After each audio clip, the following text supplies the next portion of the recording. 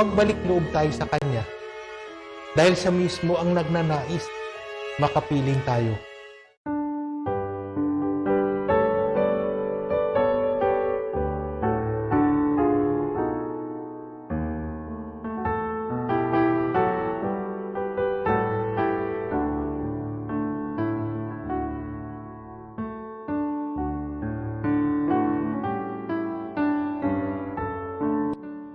Magandang araw po sa inyo lahat.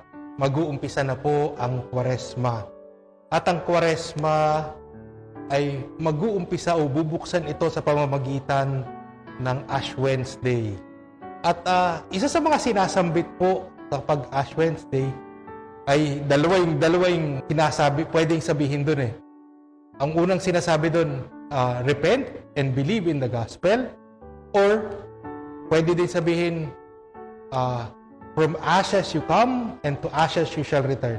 Ang napakaganda kasi sinasabi doon na parang binubuksan niya talaga ang ano nga bang kahulugan ng Kwaresma? Ano nga ba yung halaga ng Kwaresma? Siguro isa sa mga una natin pwedeng sabihin doon na panandalian lang buhay natin dito sa lupa. May hangganan ang buhay natin sa lupa. Kahit gaano kahaba ang buhay natin, may hangganan. Hindi tayo habang buhay dito sa lupa. Hindi tayo nakatakda na mamalagi dito sa lupa. Itinakda tayo sa langit at yun yung ninanais ng Diyos para sa ating lahat. Tayo ay tinakda ng Diyos para sa langit. Yun yung plano niya para sa atin. Kaya minsan nakakalungkot dahil tayo na mismo ang bumubukod sa Kanya. Tayo mismo ang humihiwalay sa Kanya. At para sa akin, parang paalala itong taunang pagpapaalala ng Diyos. Magbalik loob tayo sa Kanya. Dahil siya mismo ang nagnanais makapiling tayo. Siguro punta muna tayo sa mga nakagawian, yung tradisyon ng Kwaresma. Yung 40 days, simula Ash Wednesday, hanggang Lord's Supper. Kaya nga, Kwaresma, kasi 40 days yun. At doon makikita natin na yung fasting. Pag sinabi yung fasting, 2 araw tayo na itinatakda naka-fasting. Ang una yung Ash Wednesday. Sino ang mga kailangan mag-fasting? Magpa-fasting, ang required mag-fasting ay ang edad 18 hanggang 59. 18 hanggang 59 years old. At doon makikita natin, ito yung mga may kakayanan talaga na mag-fasting. May tamang pagpapahalaga sa fasting. Hindi nagpa-fasting kasi wala na talagang ibang makain o dahil sa sobrang tanda ay hindi na rin makakain. Ang ikalawa, yung abstinence. Yung hindi kakain ng karne.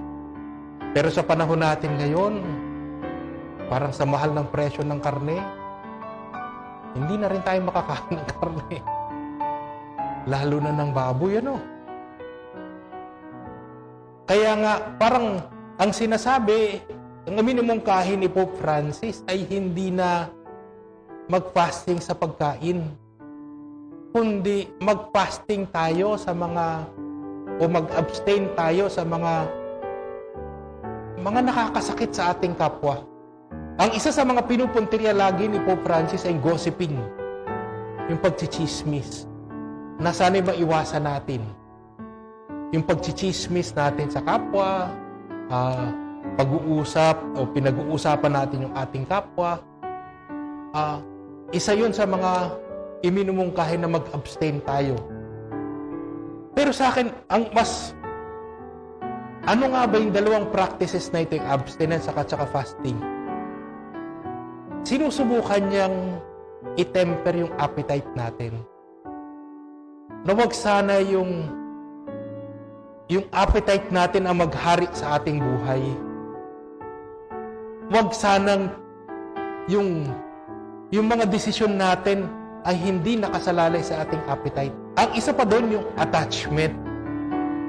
Parang yung mga nakagawi natin, kung anong convenient sa atin, bahagi yun pag let go natin.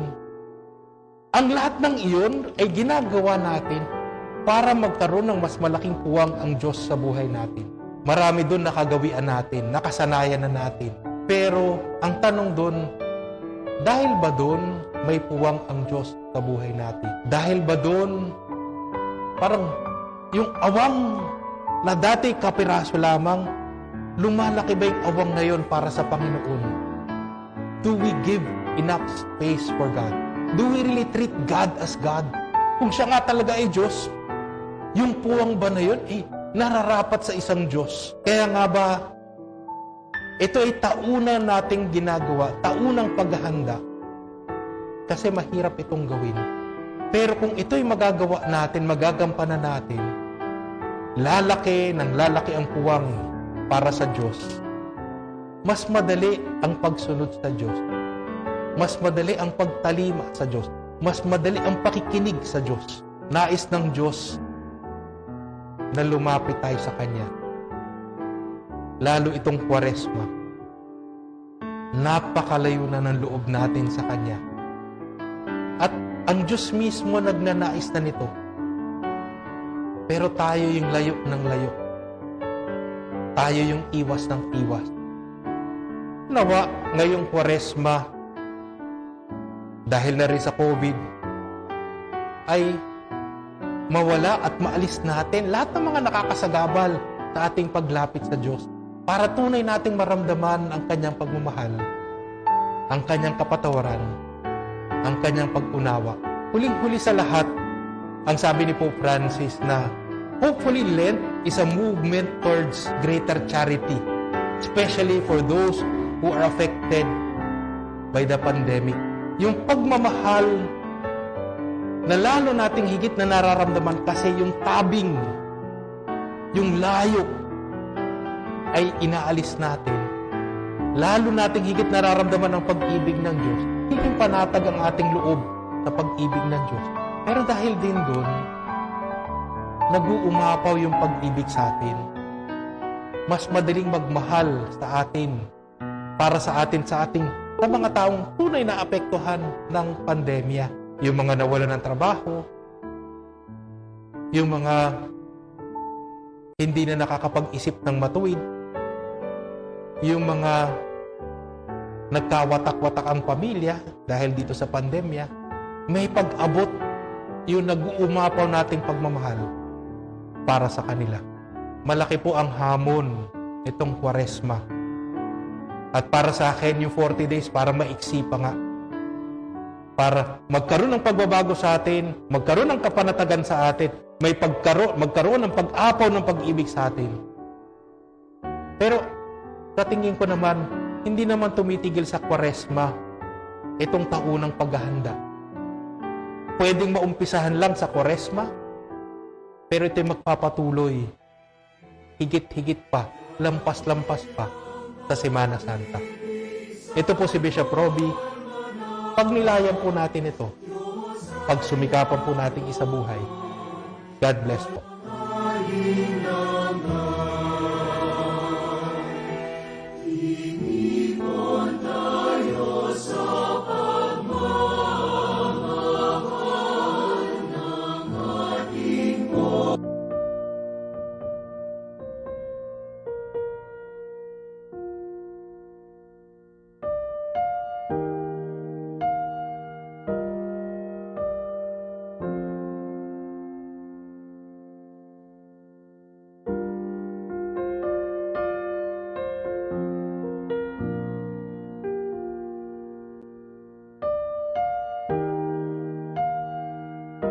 Tayo at ating dasalin ang Orasyo Imperata. Mahabagin at mapagmahal na Ama, nagsusumamo kami sa iyo upang hilingin ang iyong patnubay laban sa COVID-19 na nagpapahirap sa marami at kumitil na ng mga buhay. Tunghayan mo kami ng may pagmamahal at ipag-adya kami ng iyong mapaghilom na kamay mula sa takot, sa karamdaman at kamatayan. Itaguyod mo kami sa pag-asa at patatagin sa pananampalataya. Gabayan mo ang mga dalubhasang naatasan na tumuklas ng mga lunas at paraan upang ihinto ang paglaganap nito. Nagpapasalamat kami sa mga bakunang naisulong sa patnubay ng iyong mga kamay. Pagpalain mo ang aming mga pagsisikap na mawakasan ng mga bakuna ang pandemya sa aming bayan. Patnubayan mo ang mga lumilingap sa may sakit upang ang kanilang pagkalinga ay malaki pa ng husay at malasakit. Pagkalooban mo sila ng kalusugan sa isip at katawan, katatagan sa kanilang paninindigang maglingkod at ipagsanggalang sa karamdaman. Itinataas namin ang mga nagdurusa, makamtanawa nila ang mabuting kalusugan. Lingapin mo rin ang mga kumakalingas sa kanila. Pagkamitin mo ng kapayapaang walang hanggan ang mga pumanaw na. Pagkalooban mo kami ng biyaya na magtulong-tulong tungo sa ikabubuti ng lahat. Pukawin sa amin ang pagmamalasakit sa mga nangangailangan. Sa pagdamay at malasakit namin sa bawat isa, malampasanawan namin ang krisis na ito at lumago sa kabanalan at pagbabalik loob sa iyo. Hinihiling namin ito sa pamamagitan ni Hesukristo na nabubuhay at naghaharing kasama mo at ng Espiritu Santo, Diyos magpasawalang hanggan. Amen. Dumudulog kami sa iyong patnubay, mahal na Ina ng Diyos. Pakinggan mo ang aming mga kahilingan sa aming pangangailangan at ipag-adya mo kami sa lahat ng kasamaan. Maluwalhati at pinagpalang Birhen. Amen. Amen. Mahal na Birhen, mapagpagaling sa may sakit. Ipanalangin mo kami. San Jose, Ipanalangin mo kami. San Rafael Arcangel, Ipanalangin mo kami. San Roque, Ipanalangin mo kami. San Lorenzo Ruiz, Ipanalangin mo kami. San Pedro Calungsod. Ipanalangin mo kami. Tumayo ang lahat at atin dasalin ng sabay-sabay ang panalangin kay Jesus, ang mabuting pastol. O Jesus, mabuting pastol, masdan mo kaming nagtitipon at nagbubunyi. Ikaw ang aming Panginoon, ang aming pastol. Tawag mo'y tungo sa dang mapayapa at masagana. Sa piling mo, Jesus, kay siglang gumawa, kay tamis sumimlay. O Jesus, kailan may di mo kami pinabayaan, kailan may di mo kami tinalikdan. Sa paglapit mo, takot ay napaparam. Ikaw ang daan, buhay at katotohanan. Kung wala ka, sino ang tatagal? Buting Diyos anak, kahabagan mo kaming naliligaw ng landas.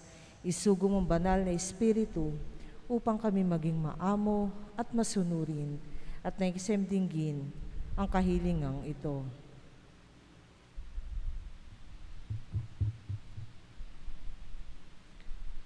O mabuting pastol, ikaw ang tanging pag-asa, kami iyong pag-isahin, bayan ay pasiglahin. Akayin mo kami sa iyong kaharian, at doon ikaw ay aming sisilayan at sasambahin, magpakailanman. Amen.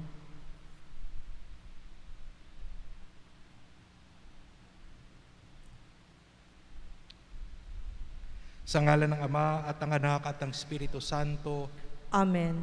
sumainyo ang kapayapaan. At sumayo rin. Mga minamahal na kapatid, 5 linggo na tayong naghahanda para sa pagdiriwang ng misteryo ng pagpapakasakit, pagkamatay at muling pagkabuhay ng Panginoon. Sinikap nating unawain at tuparin ang mga pananagutan sa Diyos at sa kapwa-tao alinsunod sa aral at halimbawa ni Hesukristo. Kaisa ng buong simbahan, sinisimulan natin ngayon ang mga mahal na araw. Si Kristo ay matagumpay na pumasok sa kanyang lungsod upang tuparin ang kanyang gawain bilang Mesiyas, ang magpakasakit, mamatay, at muling mabuhay para sa ating kaligtasan. Taimtim nating sariwain sa alaala ang kanyang pag-aalay ng sarili para sa kapwa at sundan natin siya ng may buhay na pananampalataya. Kaisa niya sa pagdurusa sa krus, tayo nawa ay makahati sa kanyang pananaig sa kamatayan at sa kanyang bagong buhay. Manalangin tayo. Ama naming makapangyarihan, ang mga palaspas na ito ay iyong pagpalain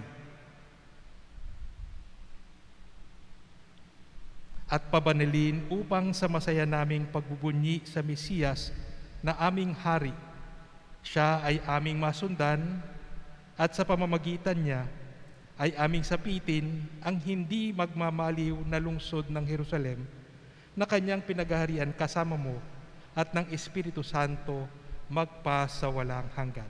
Amen.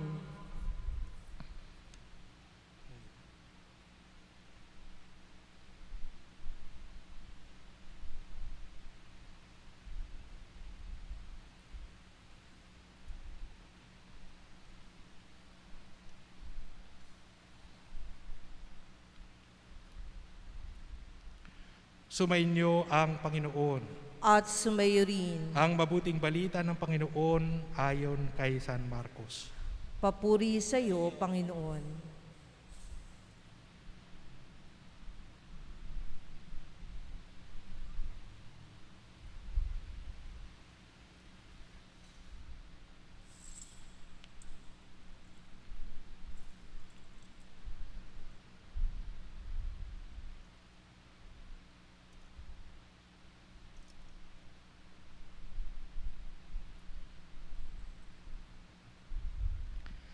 Malapit na si Jesus sa Jerusalem, nasa gulod ng bundok ng mga Olibo, at natatanaw na ang mga bayan ng Betfage at Betania.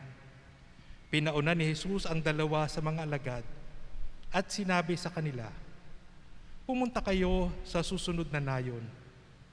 Sa pagpasok doon ay makikita ninyong nakatali ang isang bisirong asno na hindi pa nasasakyan ninuman. Kalagin niyo at dalhin dito. Kapag may nagtanong kung bakit ninyo kinakalagan iyon, sabihin ninyong kailangan ito ng Panginoon at ibabalik agad ito." Kaya't lumakad na sila at tatagpuan nga nila ang asno sa tabi ng daan, nakatali sa may pintuan ng isang bahay. Nang kinakalag na nila ang hayop, tinanong sila ng ilan sa mga nakatayo roon, "Bakit ninyo kinalagan iyan?" Sumagot sila gaya ng bilin sa kanila ni Jesus at hinayaan silang umalis. Dinala nila kay Jesus ang bisirong asno at matapos isapin sa likod nito ang kanilang mga balabal, ito'y sinakyan ni Jesus. Maraming naglatag ng kanilang mga balabal sa daan. Ang iba na may pumutol ng madahong sanga ng kahoy at siyang inilatag sa daan. Ang mga ito sa unahan at tulihan niya'y sumisigaw ng Hosana, pagpalain ang dumarating sa pangalan ng Panginoon. Pagpalain nawa ang kaharian ng ating amang si David na muling itinatag. Purihin ang Panginoon. Ang mabuting balita ng Panginoon. Pinupuri ka namin, Panginoong Hesukristo. Mga minamahal na kapatid, tularan natin ang mga taong nagpuri kay Jesus sa Jerusalem. Halinang magprosesyon sa kanyang karangalan, taglay ang kapayapaan.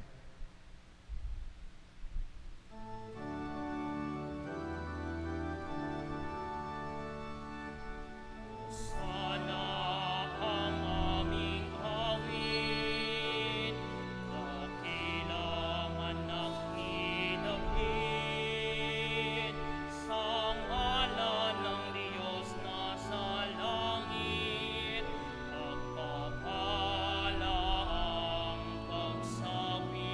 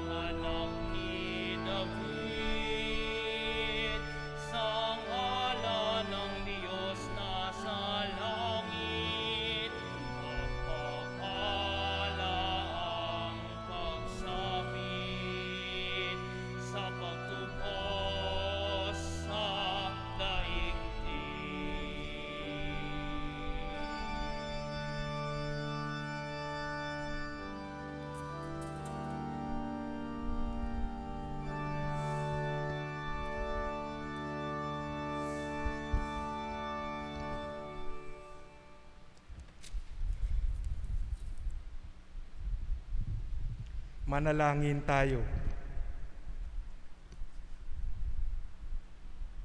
Ama naming makapangyarihan, ginawa mong halimbawang dapat tularan ang tagapagligtas naming naging hindi na iba sa amin, para ang krus namin ay akuin. Pagindapatin mong sa mga pagdiriwang ay aming kamtin, ang kanyang uliran pagkamatiisin, at ang pakikisalo sa pagkabuhay niyang maningning. Sa pamamagitan niya, kasama ng Espiritu Santo, magpa sa walang hanggan. Amen.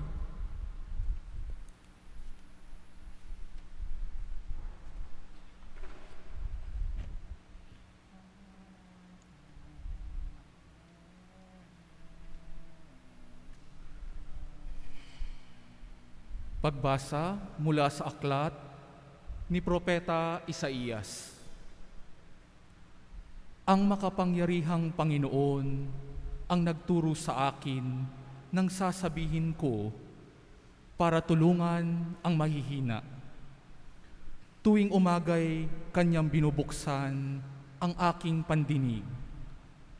Nananabik akong malaman kung ano ang ituturo niya sa akin.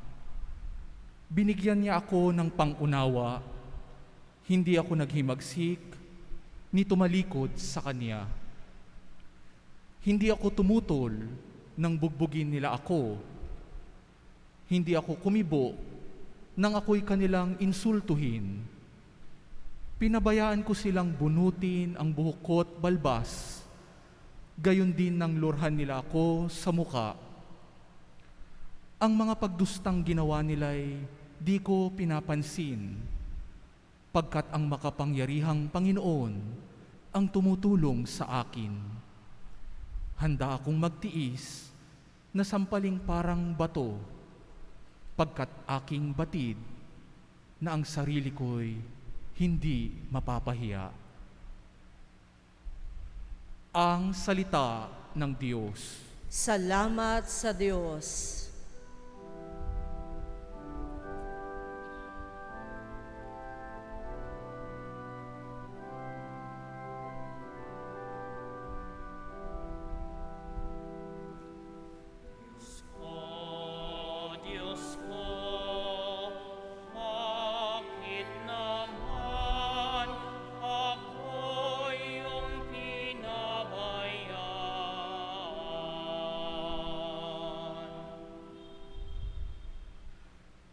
Bawat taong makakita'y umiiling nanunukso, palibak na nagtatawat sinasabi ang ganito. Nagtiwala siya sa Diyos, ngunit hindi siya pansin. Kung talagang minamahal, bakit hindi intindihin?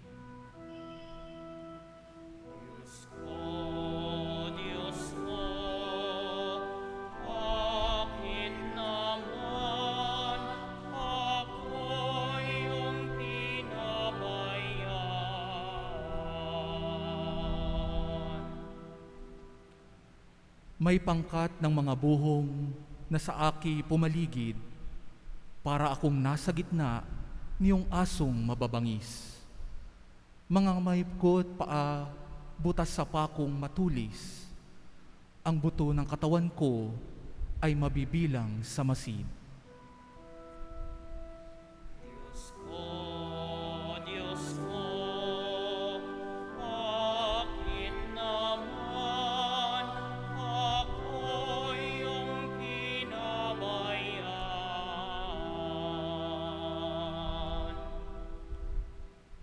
Pinaghati-hati nila ang damit ko sa katawan. Ang hinubad na tunikay dinaan sa sapalaran. Huwag mo akong ulilahin, huwag talikdan, Panginoon. O aking tagapagligtas, bilisan mo ang pagtulong.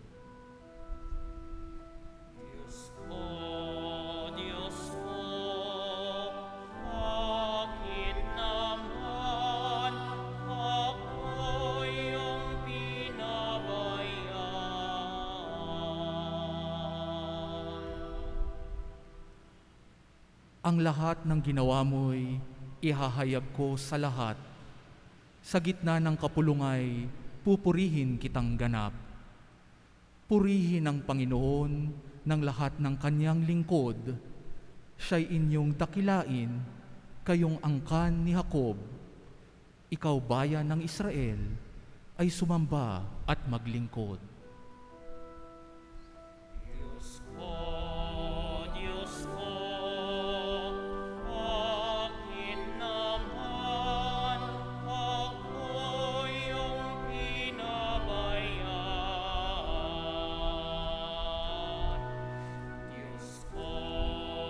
Diyos ko, bakit naman ako iyong pinabayaan?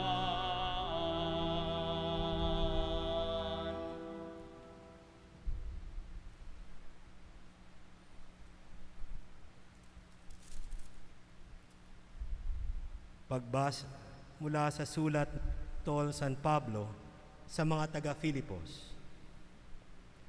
Si Kristo Jesus, bagamat siya ay Diyos, ay hindi nagpilit na manatiling kapantay ang Diyos. Bagkus hinubad niya ang lahat ng katangian ng pagkadiyos, nagkatawang tao at namuhay na isang alipin. Nang maging tao, siya ay nagpakababa at naging masunurin hanggang kamatayan. Oo, hanggang kamatayan sa krus. Kaya naman, siya ay itinampok ng Diyos at binigyan ng pangalang higit sa lahat ng pangalan. Anupat ang lahat ng nilalang na nasa langit, nasa lupa, at nasa ilalim ng lupa ay maninikluhod at sasamba sa Kanya. At ipapahayag ng lahat na si Jesucristo ang Panginoon sa ikararangal ng Diyos Ama. Ang salita ng Diyos. Salamat sa Diyos.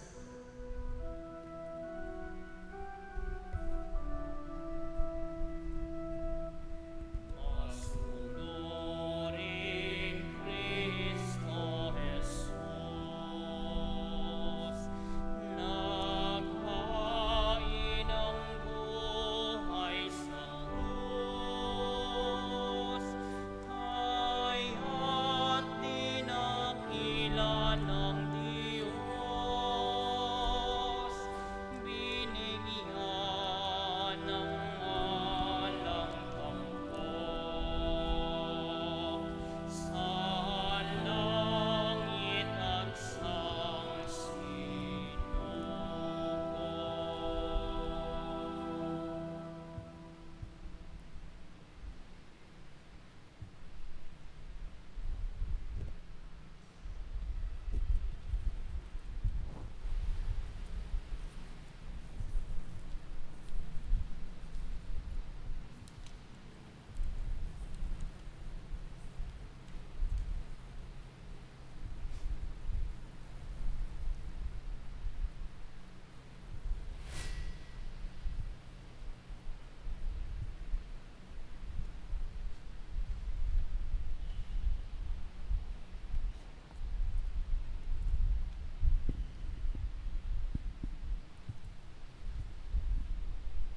Ang pagpapakasakit ng ating Panginoong Hesukristo ayon kay San Marcos.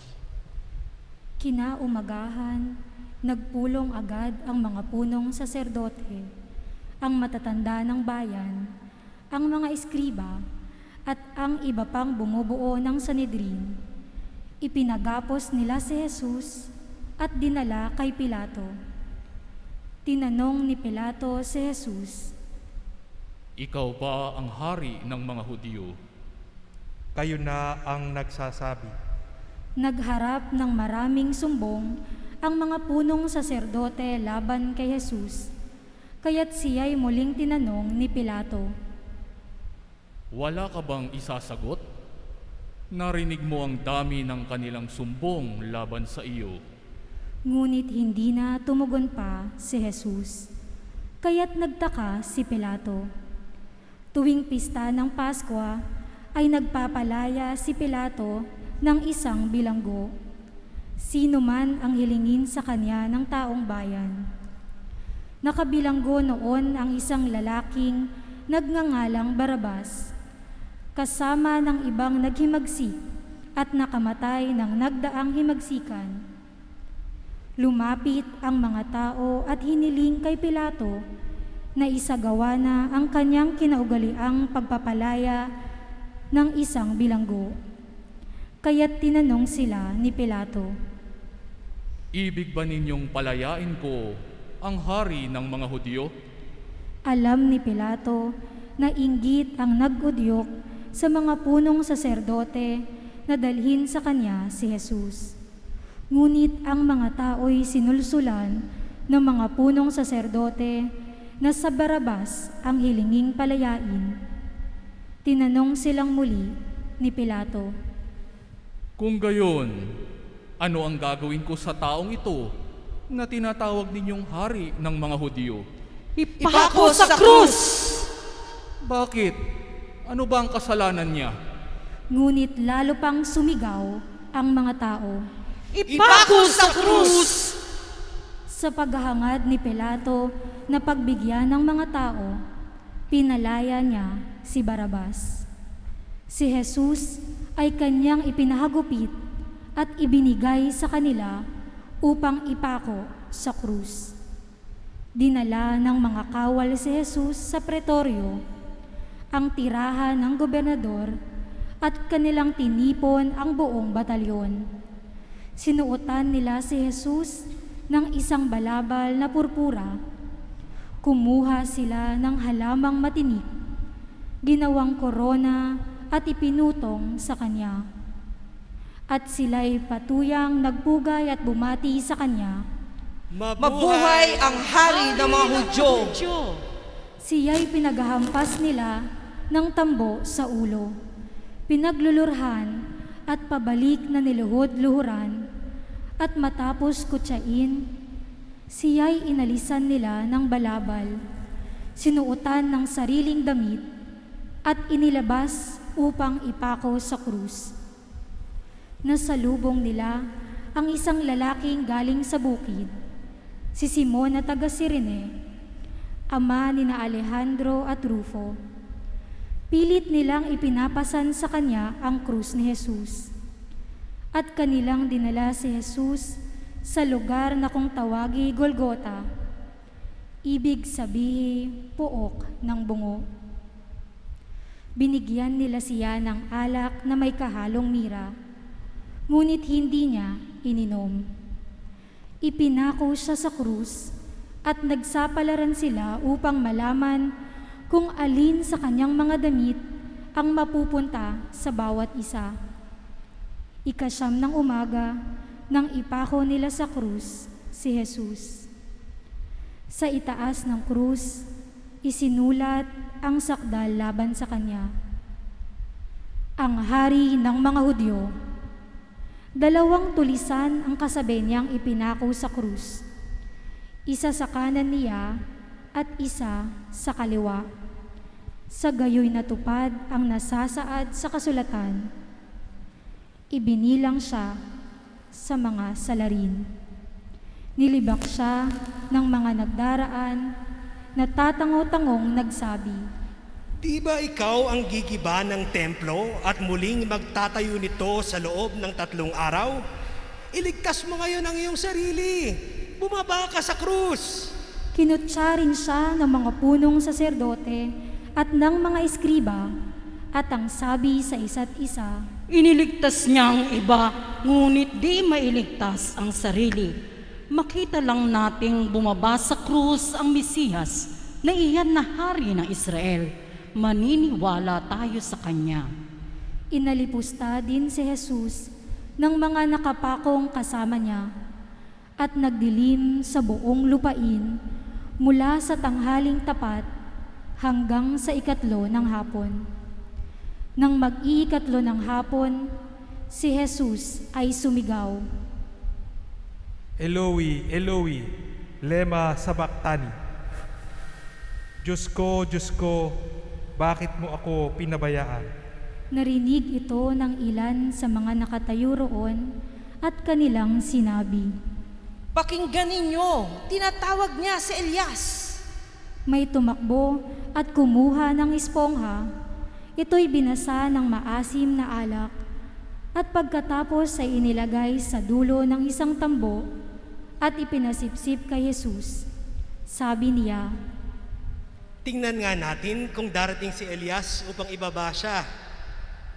sumigaw ng malakas si Jesus at nalagutan ng hininga. Magsiluhod po ang lahat.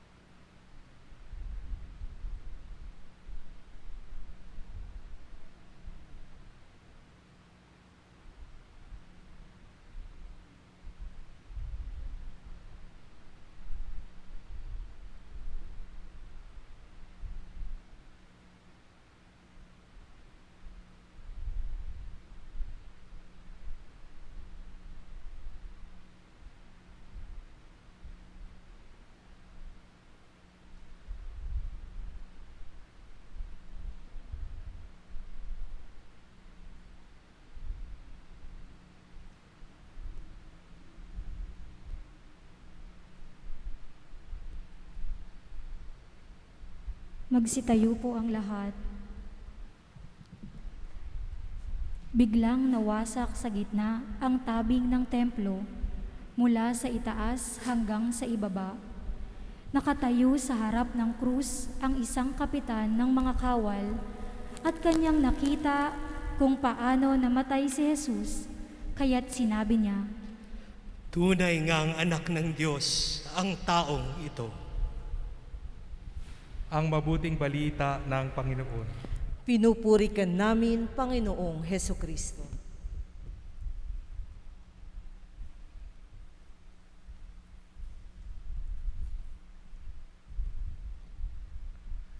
Magandang tanghali po sa inyo lahat.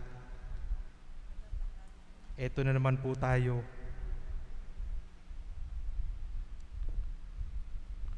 Wala na naman pong laman ang simbahan.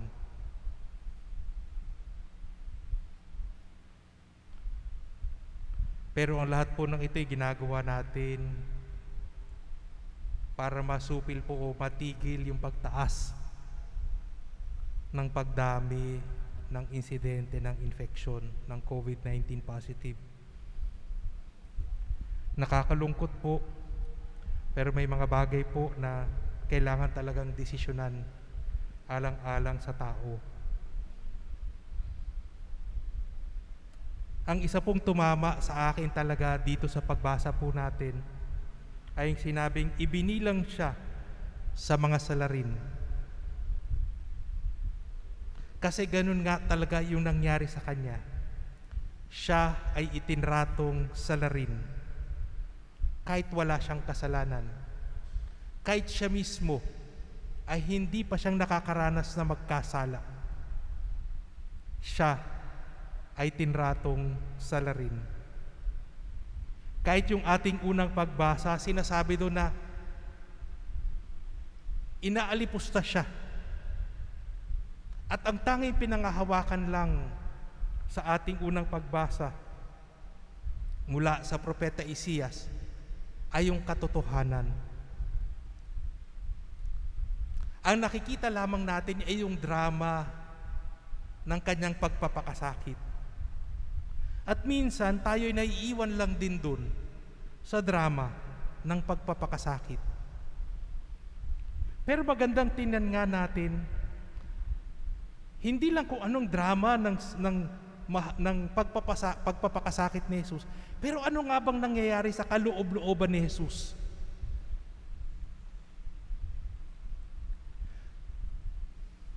Bakit nga ba namimighati si Jesus? Bakit niyang nasasabi, Diyos ko, bakit mo ako pinabayaan? Ito ba'y tanda lamang ng kanyang alaala ng kasulatan? O ito'y talagang nararamdaman niya? Kasi sobra naman sa timing kung dun lang niya naalala ito. Ito'y talagang nagpapahayag ng kanyang sentimiento. Kasi ito yung unang pagkakataon na siya ay tinratong kasama ng salarin.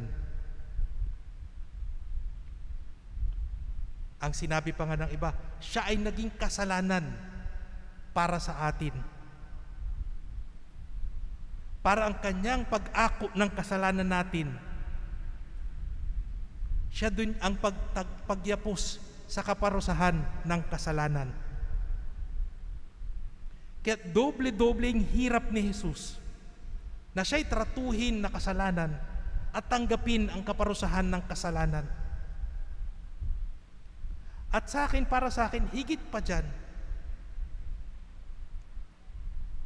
ang maramdaman ang kanyang paglayo sa kanyang sariling ama. Ito yung unang pagkakataon na dahil siya ay kasalanan, lumayo si Jesus sa Ama. Ito yung mas malaking sakit ni Jesus, yung nangyayari sa kanyang kaloob-looban. Kaya talagang masasambit ni Kristo, Diyos ko, bakit mo ako pinabayaan? Pero magandang tingnan din natin na ang lahat ng iyan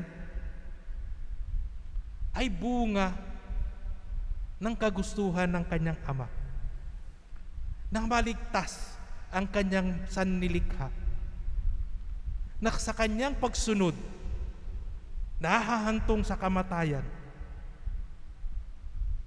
ay mababaliktad ang pagsuway ng unang ng unang tao, si Adan at si Eva. Kaya makikita natin yung ginawa ni Jesus, tinatanghal siya dahil sa kanyang pagsunod sa Ama. Yun ang mas tinatanghal sa kaloob-looban ni Jesus. Yun yung mas dakila sa kanyang Ama, yung pagsunod sa kalooban ng Ama. Ano ngayon yung paanyaya sa atin? Na makita natin kung ano yung pinagdaanan ni Jesus at sabayan natin ang kanyang pagsunod sa Ama. Kasi yan din ang hinihingi sa atin, ang pagsunod sa Ama. Pwede tayong dakilain ng mundo, pero ang mundo lang ang dadakila sa atin. Kung tayo ay dadakilain ng Ama, nandun sana ang ating pagsunod sa kanyang kagustuhan. Si Kristo, nung siya'y sumunod sa Ama, hindi lamang siya sa krus itinaas. Kahit sa kinaroroonan ng mga yumao na malagi si Jesus. Yung sa katahimikan ng kamatayan, naglagi si Jesus doon. Siguro angkop na angkop sa atin ito ngayon, sa katahimikan ng mundo. Dahil nga ditong sa ginagawa natin ngayong lockdown,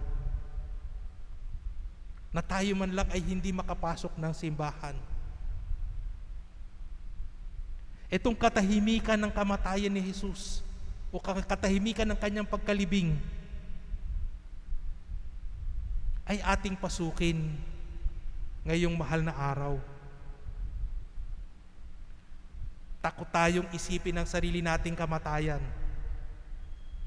Kaya ang paanyaya sa atin ng Panginoon, pasukin natin ang kamatayan ni Jesus, ang katahimikan ng libingan.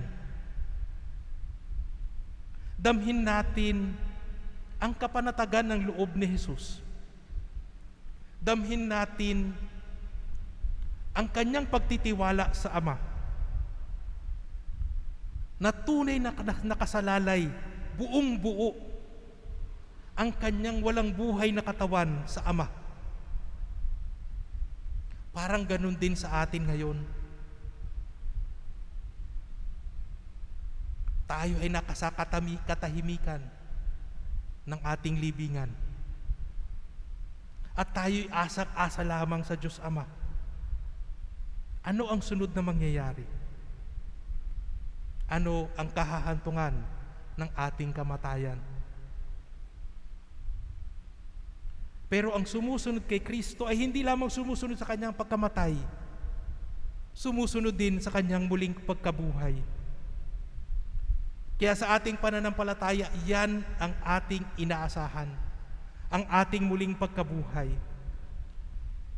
Kaya kung papasukin po natin yung libingan ni Jesus, kung sa ating iisipin, or we will try to imagine, ano nga bang nangyari sa katahimikan ng kamatayan,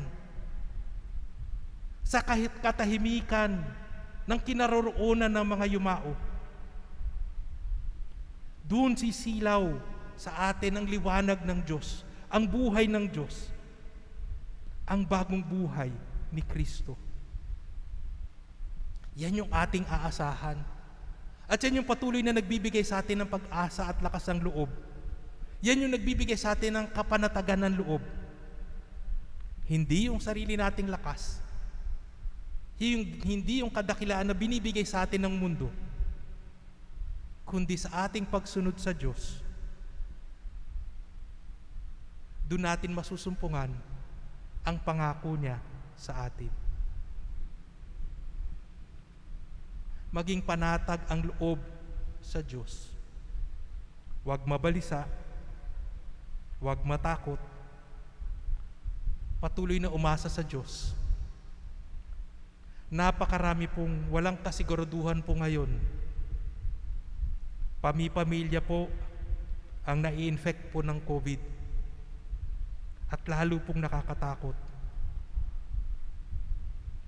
Totoo po, hindi po inaalis ang pag-iingat.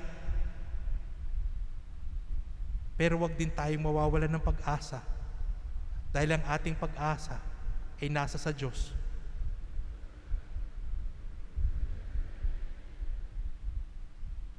Patuloy tayong pumasok sa kanyang libingan. Hindi lang para namnamin ang katahimikan ng kanyang kamatayan, pero salubungin ang kanyang muling pagkabuhay. At doon ang magbibigay sa atin ng tunay na galak at pag-asa.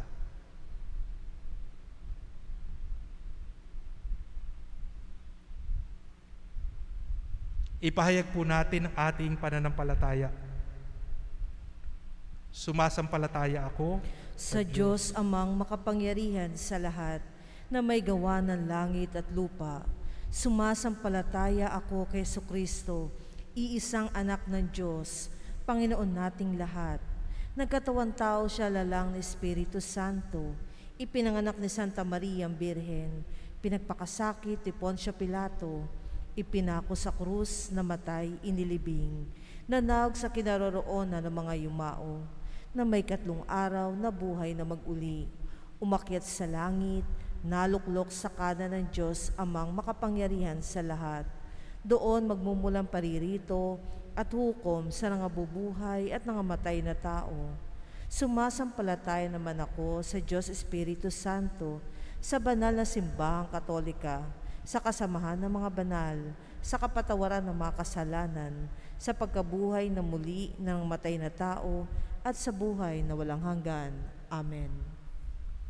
Niloob ng Diyos Amang maligtas ang lahat ng tao sa pamamagitan ng pagpapakasakit, pagkamatay, at muling pagkabuhay ng kanyang anak na si Jesucristo. Dumalangin tayo sa Ama sa pamamagitan ng pagpapakasakit ni Kristo. Ama, dinggin mo kami. Sa pamamagitan ng pagpapakasakit ni Kristo, Ama, dinggin mo kami. Matularan nawa ng mga pinuno ng ating simbahan at pamahalaan, si Jesus na taos-pusong naglingkod at nag-alay ng buhay para sa lahat. Manalangin tayo. Sa pamamagitan ng pagpapakasakit ni Kristo, Ama, dinggin mo kami. Makaranas nawa ng mapagmahal na habag ng tagapagligtas ang mga napalayo na sa Diyos dahil sa kanilang kasalanan. Manalangin tayo. Sa pamamagitan ng pagpapakasakit ni Kristo, Ama, dinggin mo kami. Makapagnilay nawa ng mabuti sa pagpapakasakit ni Jesus ang mga taong may duda sa kanilang pananampalataya. Manalangin tayo. Sa pamamagitan ng pagpapakasakit ni Kristo, Ama, dinggin mo kami. Maunawaan nawa ng mga may sakit at may pasaning dala na hindi sila kinakalimutan at iniiwan ng Diyos. Manalangin tayo. Sa pamamagitan ng pagpapakasakit ni Kristo, Ama, dinggin mo kami. Tangkilikin nawa namin ang programang Alay Kapwa tungo sa pagtataguyod ng katarungan sa lipunan at para matugunan ang pangangailangan ng mga mahihirap. Manalangin tayo. Sa pamamagitan ng pagpapakasakit ni Kristo, Ama, dinggin mo kami. Tumanglaw nawa ang liwanag na walang hanggan sa mga namayapa. Manalangin tayo. Sa pamamagitan ng pagpapakasakit ni Kristo, Ama, dinggin mo kami. Sa katahimikan ng ating mga puso, idulog natin sa Diyos ang ating mga pansariling kahilingan.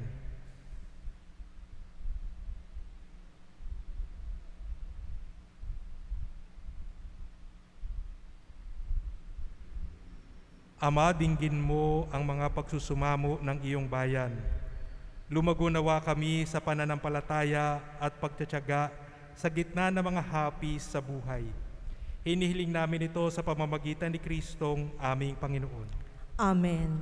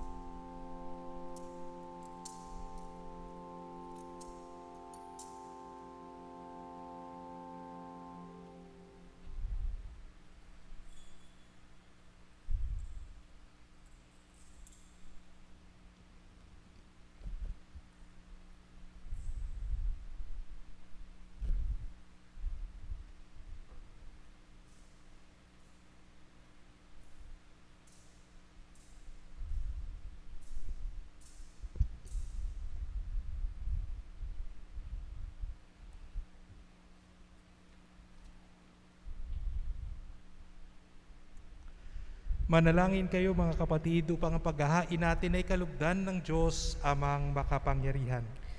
Tanggapin nawa ng Panginoon itong paghain sa iyong mga kamay, sa kaprihan niya at karangalan, sa ating kapakinabangan at sa buong sambayanan niyang banal. Ama naming lumikha, pakundangan sa pagpapakasakit ng iyong bugtong na anak, sumaamin nawa ang iyong pagpapaunlak na di makakamit ng tanang aming pagganap, kundi ng paghahaing minsan lamang para sa lahat, na mula sa iyo ay pinakikinabangan namin at tinatanggap.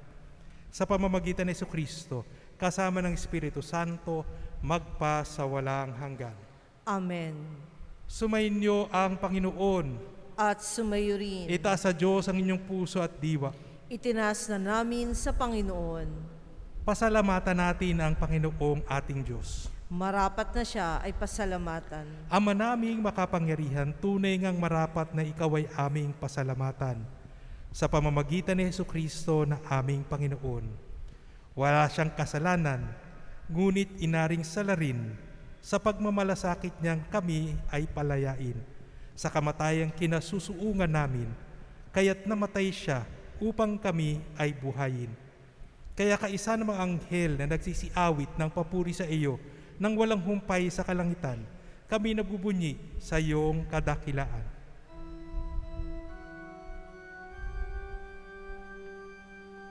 Santo, Santo, Santo, Panginoong Diyos ng mga hukbo, napupuno ang langit at lupa ng kadakilaan mo. Hosana, Hosana, Hosana sa kaitaasan. Hosana, Hosana, Hosana sa kaitaasan.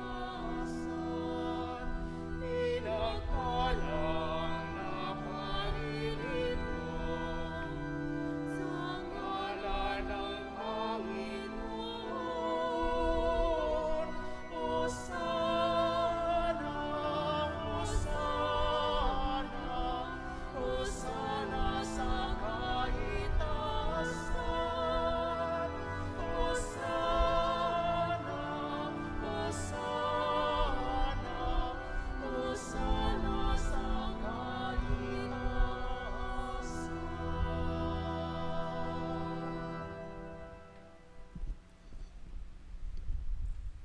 Ama naming banal, ikaw ang bukal ng tanang kabanalan, kaya't sa pamamagitan ng iyong Espiritu, gawin mong banal ang mga kaloob na ito upang para sa amin ay maging katawan at dugo ng aming Panginoong Hesu Kristo. Bago niya pinagtiisang kusang loob na maging handog, hinawakan niya ang tinapay, pinasalamatan kanya, pinaghati-hati niya iyon, iniabot sa kanyang mga lagad at sinabi, "Tanggapin ninyong lahat ito at kanin. Ito ang aking katawan na ihahandog para sa inyo."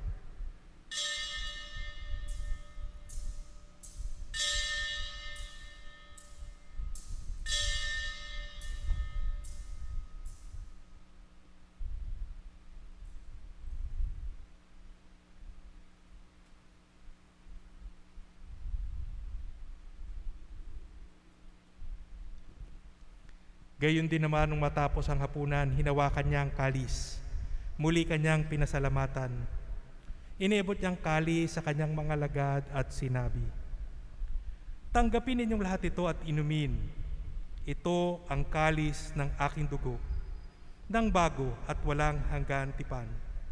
Ang aking dugo na ibubuhos para sa inyo at para sa lahat sa ikapagpapatawad ng mga kasalanan. Gawin ninyo ito sa pag-alala sa akin."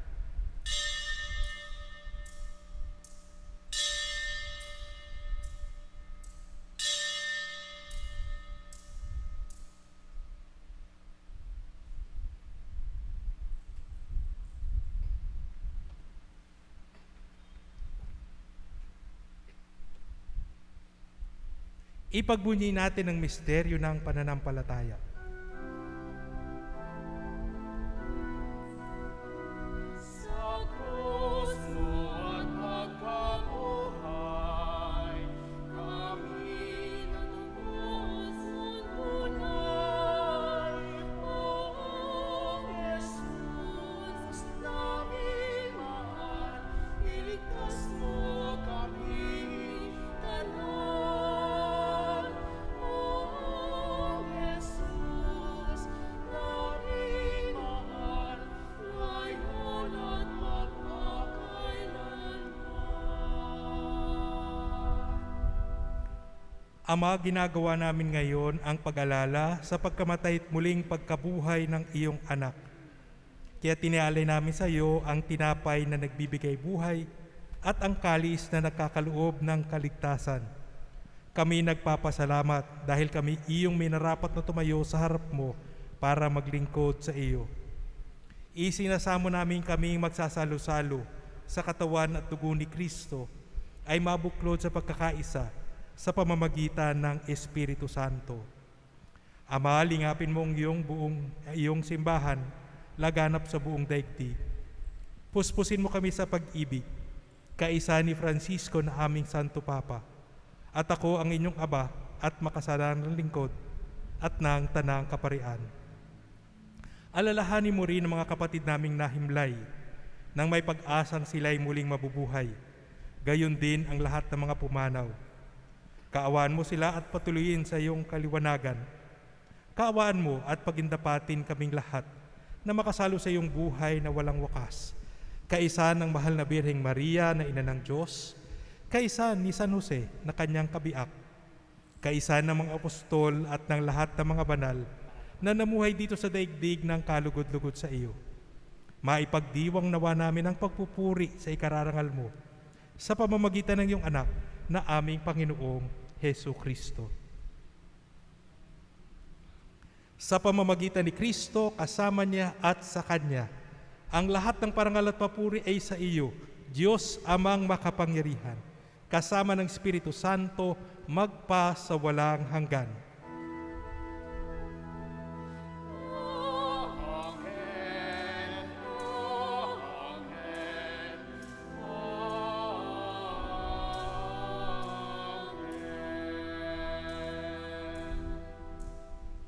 Sa tagubili ng mga nakakagaling na utos at turo ni Jesus na Panginoon natin at Diyos, ipahayag natin ng lakas loob. Ama namin, sumasalangit ka, sambahin ang ngalan mo, mapasa amin ang kaharian mo.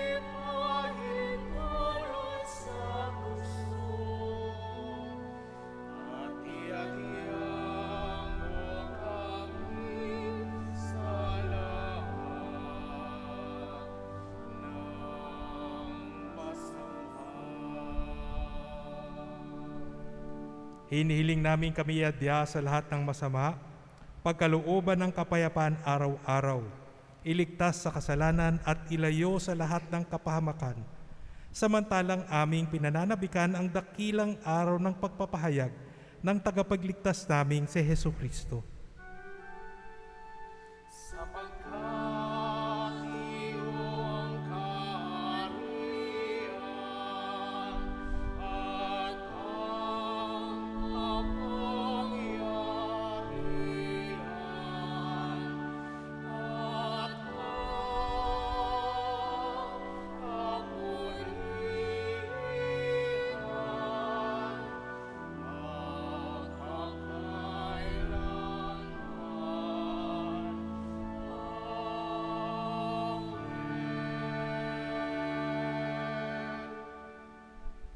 Panginoong Hesu Kristo, sinabi mo sa iyong mga apostol, kapayapaan ang iniiwan ko sa inyo. Ang aking kapayapaan ang ibinibigay ko sa inyo. Tunghayan mo ang aming pananampalataya at huwag ang aming pagkakasala. Pagkalooban mo kami ng kapayapaan at pagkakaisa ayon sa iyong kalooban kasama ng Espiritu Santo magpasawalang hanggan. Amen. Ang kapayapaan ng Panginoon ay laging sumainyo. At sumayo rin. Magbigayan tayo ng kapayapaan sa isa't isa.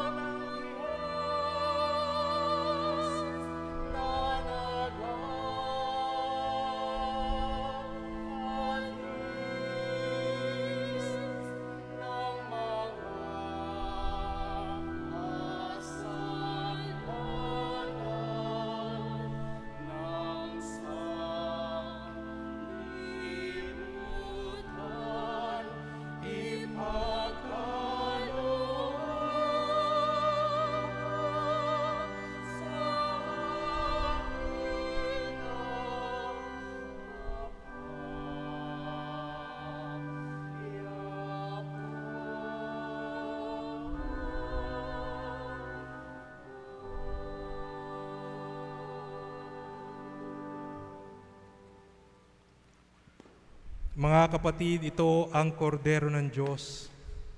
Ito si Jesus na nag-aalis ng mga kasalanan ng sanlibutan. Mapalad tayong inaanyayahan sa kanyang piging. Panginoon, hindi ako karapat-dapat na magpatuloy sa iyo, ngunit sa isang salita mo lamang ay gagaling na ako.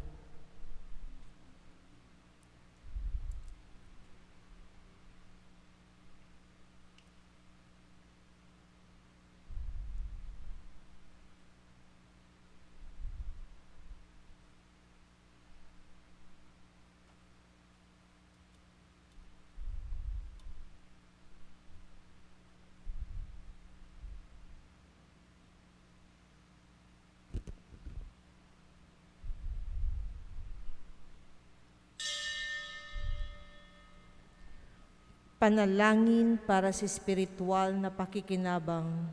Panginoong Hesus, ako ay naniniwala na ikaw ay nasa kabanal-banalang sakramento. Iniibig kita ng higit sa lahat at ninanasa kong tanggapin ka sa aking kaluluwa. Sapagkat sa mga sandaling ito, hindi kita matatanggap sa sakramento, tumuloy ka sa espiritu ng aking puso. Niyayakap kita na para bagang naririto ka na, at inaalay ko ng buong buo ang aking sarili sa iyo. Huwag mong hayaang mawalay ako sa iyo. Amen.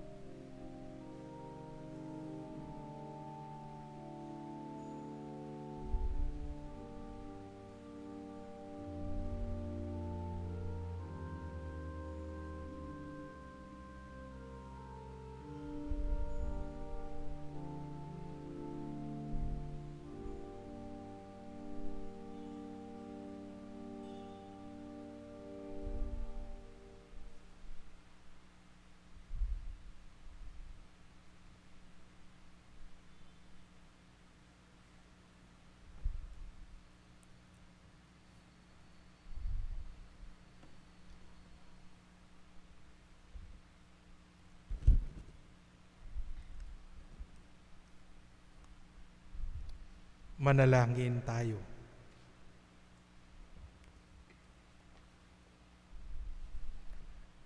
Ama naming mapagmahal, ngayong kami ay pinapagsalo mo sa banal na pakikinabang, kami ay iyong pinalingong may pag-asa sa aming sinasampalatayanan.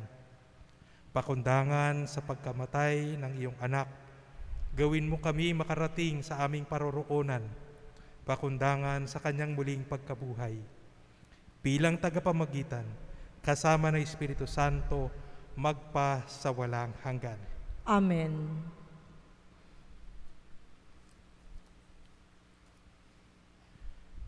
Announcement lang po.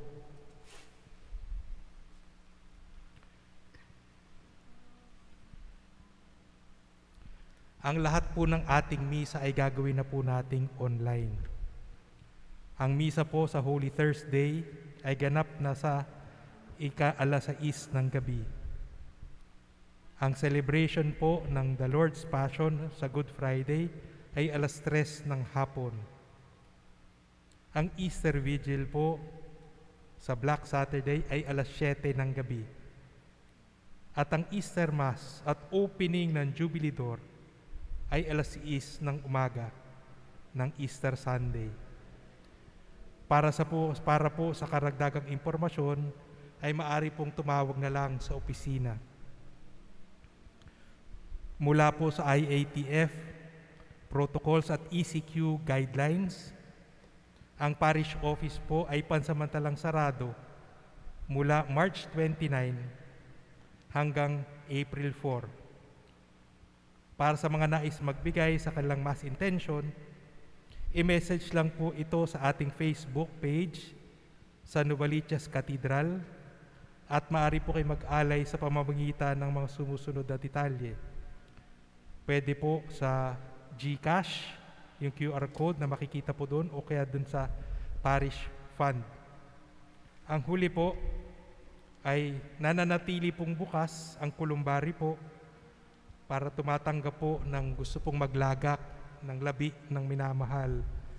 Ito po ay araw-araw na may mimisahan, araw-araw na may pagdadasal, at madali po sa atin na bisitahin dito dahil nandito na rin po sa katedral.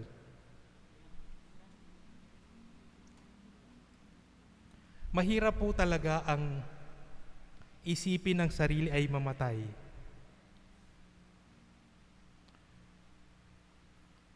Kaya po ay paanyaya po ni Kristo ay pagnilayan po ang pagkamatay ni Kristo, ang kanyang pagkalibing.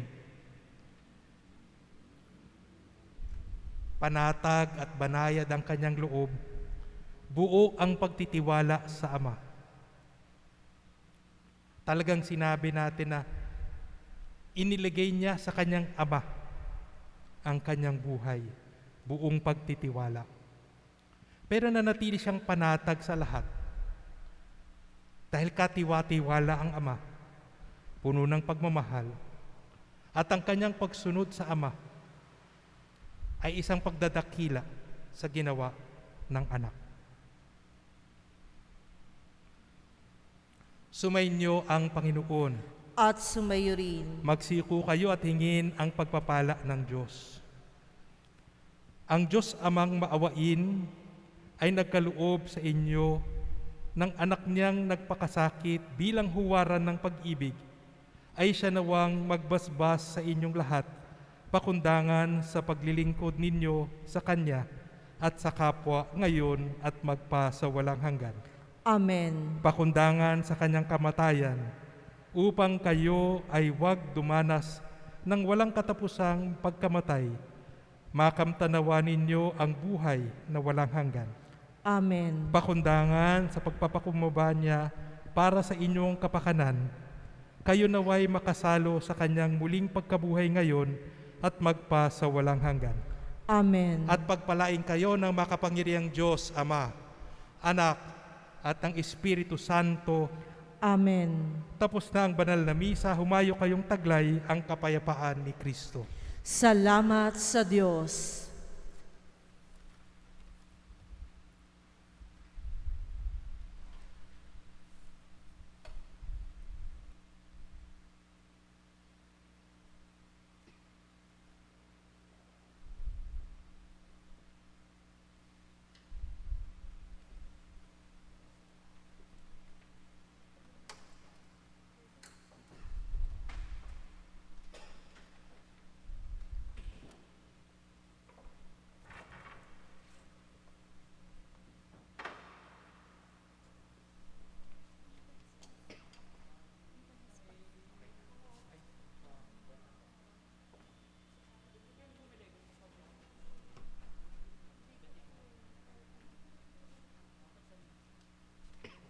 Paul.